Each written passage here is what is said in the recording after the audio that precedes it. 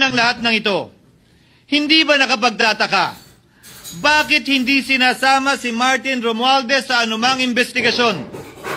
DOJ man, NBI man, AMLAC man.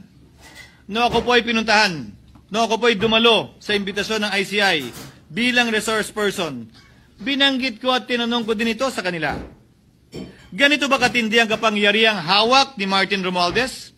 Na bagaman hindi siya speaker, tila the name that cannot be mentioned pa din siya at nagagawa pa din niya ang nais niya kaugnay sa isang mapamiling hustisya o selective justice. Halimbawa, bakit ang daming kondisyon bago ipasok ang mga diskaya na nagpangalan sa maraming congressman sa witness protection? Pero pag si Alcantara, Hernandez at Bernardo, walang ganong kaparehong kondisyon.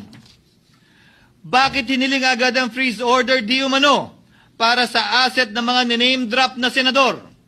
Pero maliban kay Congressman Zaldico na mukhang nilalaglag na nila, ni isang congressman walang request para sa freeze order.